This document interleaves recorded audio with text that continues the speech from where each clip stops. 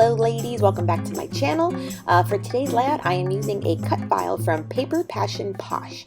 Now I did use a cut file from them I think last month, and now I'm using this one, and it's called the Peony Wreath. And I love the geometric kind of hexagon, or is it octagon, wreath that it has, in addition to a little peony cluster over onto the side. And so I cut it out using my Silhouette software, and you'll see me start to fussy cut out these kind of, I thought they were peonies, as well as my embellishments that I wanted to kind of back the cut file with, but not precisely. So I'm going to have them behind it, and then you're going to see me kind of cluster everything on top of it, because I was like, I just like kind of like the white leaves that it produced, and that's where I go. But you'll also still see me make some changes toward the end of the layout anyway, so it's kind of nice how any layouts in general kind of evolve.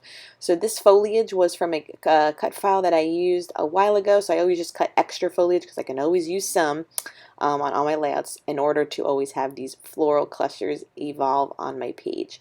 So you saw me also pull out some sequences that I knew I was going to use to kind of bedazzle up the wreath part of this layout. I am also working in a different size. This is going in my 8 by 11 inch scrapbook photo. I have done a few of this size layout on my channel before. If the few pages I already have was using a lot of like Tracy Reed design projects, elements, and where have I done it before too, and also cut files from the Confessions of a Paper Addict. So it's a fun size. It almost restricts how much you can do, because obviously your space is limited without doing a 12 by 12, but I love the way that this comes out. This cut file is really pretty, and it also comes with like a cluster of just the peonies itself, again, so that you can add. And I did cut more, thinking I was going to add them all the way around, but because of the large size that I initially have used, I didn't think I was going to use them first. They do get to the final layout though. So some of the gold vellum pieces, that is probably from a Maggie Holmes collection, and some of the other ones are always just like extras from ephemera packages that we keep on our desk. So the photo I am scrapping is a hilarious one, and I've been meaning to scrap it for a while, but it was last year during Easter and Valentina's first encounter with the Easter bunny. Let's just say she hated it, as you can see by the photo. But I think us as parents need to still document these, even how do you say, like these like not the perfect moments, or even perfect smiling photos, because they're a part of her growing up, and this year Easter bunny was canceled due to the coronavirus, but next year I'm hoping to visit the Easter bunny, and maybe she'll smile and not get freaked out.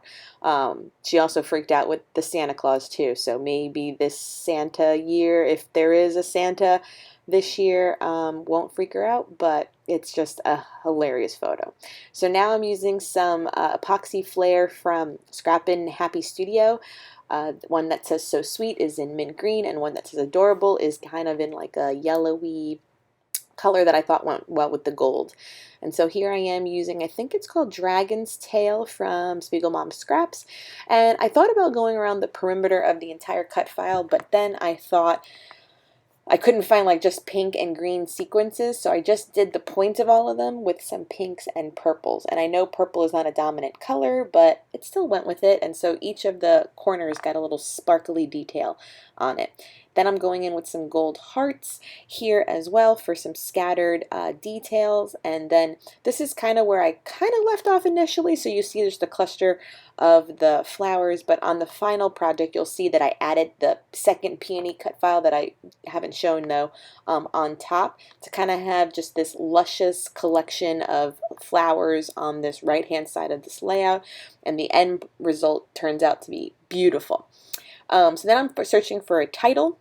And this is an old Amy Tangerine collection. I forgot which this one was. It was the one where she had a lot of black in the collection anyway, which was good and different. And it had the perfect title because it said Smile on one of them, and it had the word Nope already. And I was like, this is it. And I'm just going to move the letters to have Smile and then Nope, since she's like screaming bloody murder.